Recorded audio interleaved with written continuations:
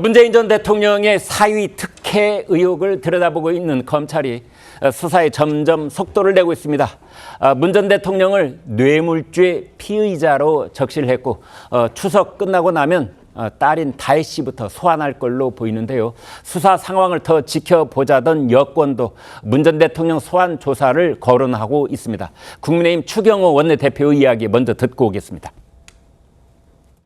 문 대통령이 뇌물수수 등 피의자로 적시되면서 문 대통령에 대한 직접 수사도 불가피할 것으로 예상됩니다.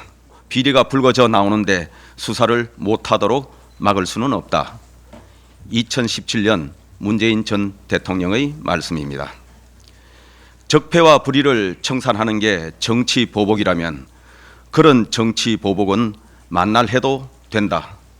2017년 이재명 대표의 말씀입니다. 네, 한 기자, 이 사건 전주지검에서 서울중앙지검으로 오기는 오는 겁니까? 예, 지금 논의를 할 것으로 보이는데요. 이 타이이스타제 특혜 채용 의혹으로 시작된 검찰 수사가 문 전 대통령 일가에 대한 수사로 본격화되고 있습니다. 이 검찰이 추석 연휴 직후에 문 전 대통령 딸 다혜 씨를 소환 조사하는 방안을 검토하고 있는데 연휴 직전에 이원석 검찰총장의 임기가 이 9월 15일로 끝나고 신임 총장이 취임하게 되는데 다혜 씨 소환을 시작으로 문 전 대통령과 김정숙 여사에 대한 대면 조사 일정도 검토하겠다는 겁니다. 이 과정에서 검찰 안팎에서는 이 사건의 성격상 전주지검이 아니라 이 서울중앙지검에 이첩해 수사해야 한다 이런 주장이 계속 나오고 있는데 이창수 중앙지검장이 중앙지검장으로 오기 직전까지 2024년 5월까지 전주지검장으로 이 사건을 총괄한 데다가 중앙지검 역시 이전부터 해당 사건 이첩을 원했기 때문입니다. 저희가 취재해보니 이전에는 이창수 중앙지검장이 이첩을 원했는데 이원석 검찰총장 등 이 대검들과 이 조율이 안 됐었다고 합니다. 이 3개월 동안 잠잠하던 수사가 다시 본격화되는 시점에도 관심이 쏠리고 있습니다. 이지검장이 중앙지검장으로 옮긴 지 3개월 만인데요. 그러니까 이원석 검찰총장 임기가 끝나갈 즈음에 이 전주지검에서도 문 전 대통령 가족 수사가 본격화되고 있기 때문인데 이 문 전 대통령 부부 조사가 불가피하다 이런 이야기가 나오는 이유입니다. 검찰이 얼마 전 딸 문다혜 씨 자택에서 앞선 압수물 분석을 마치는 대로 추석 연휴 이후에 소환 조사부터 차근차근 시작할 것으로 보입니다. 네. 자, 성 국장님.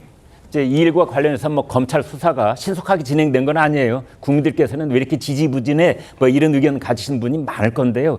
그러나 최근에 압수수색이 거의 마무리되는 것 같고 이제 그렇다면 소환 조사만 남은 겁니까? 어떻게 봐야 됩니까? 그러니까 참고인으로 소환할 사람을 다 소환을 했기 때문에 이제는 그 문다혜 씨 그리고 문재인 전 대통령 김종숙 여사까지 소환이 불가피하죠. 왜 그러냐면 당사자들만 소환하면 된다. 그렇죠. 왜 그러냐면은 이게 고발된 지가 4년이 된 사건인데 그동안 다 묵혀놨습니다. 그동안 전주지검장이 4명이 바뀌었는데 다 묵혀놨다가 지금 서울중앙지검장으로 있는 이창수 검사장이 전주지검으로 작년 9월에 갔어요. 그때부터 본격적으로 수사를 해서 한 20명 가까이를 소환을 합니다.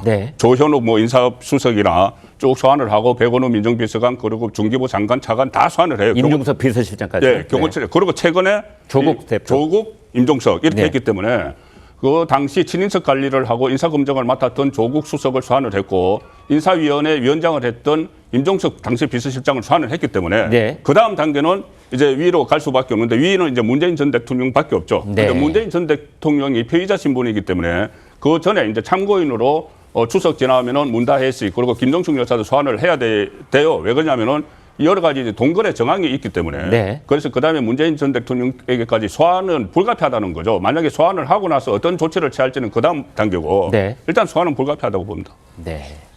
자, 소환이 불가피하다. 이제 이게 9월 중에 있을 거다. 이제 이렇게 예상을 해 볼 수 있겠습니다. 최 소장님, 김정숙 여사 딸에게 돈을 주는데 친구를 통해서 줬어요. 왜 그랬을까요? 친구를 통해서 주면서 통장에다가 우리 아마 이제 그 계좌이체를 하든 아니면 무통장 입금을 해보시는 분은 알겠지만 옆에다가 김정숙이라고 이름 실명을 아예 같이 표기를 했어요. 그 얘기는 뭐냐면 우리가 이제 한국 정치에서 노무현 대통령이 전 대통령이 돌아가시는 걸 우리가 다 봤거든요. 그래서 민주당 사람들한테는 대통령 임기가 끝나면 검찰 수사가 들어올 수 있다는 건 거의 약간 상식처럼 돼 있어요. 네. 그런데 마치 김정숙 여사가 이게 막 검은 돈이었다고 치면 네. 지금 마치 검찰 수사는 이게 무슨 검은 돈이고 뭔가 뭉칫돈이고 이런 표현들 막 쓰는데 네. 돈은 언제나 다 뭉치로 돼 있어요. 뭐 이렇게 한 10만 원, 뭐 몇만 원 넘어가면 다 뭉치거든요. 네. 그래서 돈을 준다는 건 뭉치를 준다는 거랑 같은 말인데 그러면은 검찰 여러분 저를 수사해 주세요라고 김정숙 이렇게 이름을 쓸 리가 있겠냐는 거예요. 상처 생각할 때. 네. 그리고 저는 이제 이 사건이 우리가 이제 최종적으로 좀 더 지켜봐야 되긴 하겠지만 우리 김건희 여사와 관련된 지금 명품백 수사와 관련된 여러 가지가 있는데 결국 물타기용 수사가 아닌가. 네. 앞에서 말씀하신 것처럼 2020년에 국민의힘이 고발한 사건이었어요. 네. 그런데 지금 4년 정도 지나가지고 2020년과 지금은 뭐가 달라졌냐면 제가 보기엔 대통령 지지율이 떨어진 거랑 김건희 여사에 대한 국민적 비판이 올라간 거 말고는 네.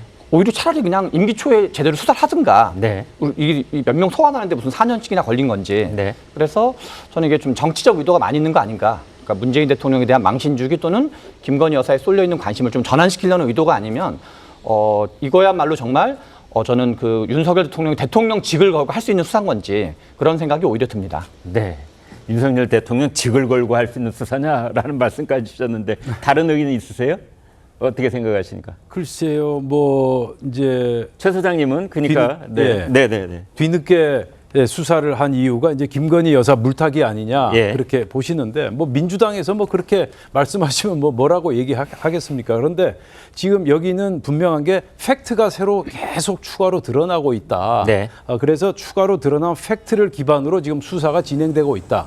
수사라는 게 그렇지 않습니까? 아무리 하려고 해도 새로운 추가로 드러난 팩트가 없을 경우는 수사는 막히는 것이고 속도는 더뎌지는 것이고요. 네. 그런데 지금 그 다혜 씨에게 5천만 원 무통장 입금으로 들어온 또 추가 팩트도 있지 않았습니까? 예. 그래서 그런 관점에서 봐주시면 맞을 것 같습니다. 아니, 제가 말씀드렸다시피 작년 9월부터 수사가 됐어요. 네. 9월에 수사가 됐고 지금 1년 됐지 않습니까? 네. 1년 됐고 그때부터 그 관계자들 한 20명을 소환을 했는데 네. 20명이 전부 묵비권을 행사했어요. 네. 이번에 임종석 조국 전부 다 묵비권을 행사했거든요. 그러니까 고발된 건 4년 됐지만 네. 실제로 수사가 시작된 건 1년밖에 안 1년 됐다. 됐어요. 1년 됐는데 1년 네. 동안 쭉 수사가 진행이 되어 온 거죠. 네. 이 시점에 갑자기 문재인 전 대통령을 소환하는 게 아니고 1년 동안 수사가 진행이 되면서 전부 묵비권을 행사를 하니까 네. 그럼 또 다른 사람을 또 부르는 거예요. 예. 예를 들어서 인사비서관을 불렀는데 인사비서관은 묵비권을 행사하니까 인사수석을 부르고 예. 이런 식으로 해서 한 20명을 소환을 했거든요.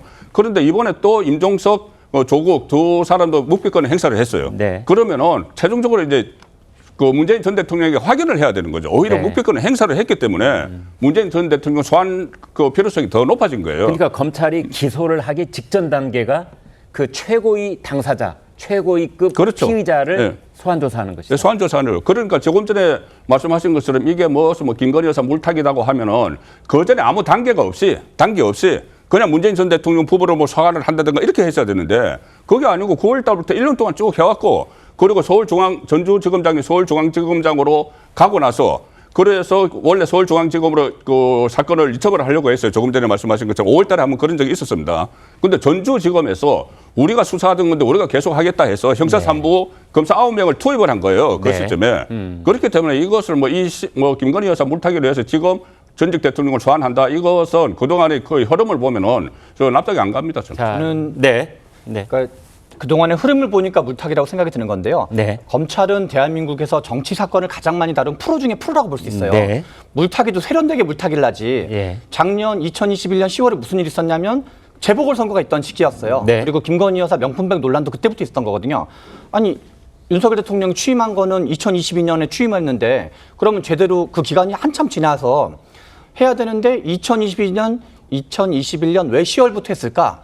하면 원래 미리 약간 원래 물타기라는 것도 예열 작업이 필요한 거거든요. 네. 그래서 작업을 다 거쳐서 여러 가지 포석을 해놓은 상태에서 그때 하나씩 카드를 쓴다고 볼 수가 있는 거죠. 네. 그래서 뭐 시점만 가지고 아니라고 하기는 좀 뭐하다 이런 생각이 듭니다. 네, 여기까지 얘기를 듣는 걸로 하겠습니다. 시청자 여러분께서 이미 다 판단이 서셨을 거라고 생각을 해봅니다. 문재인 전 대통령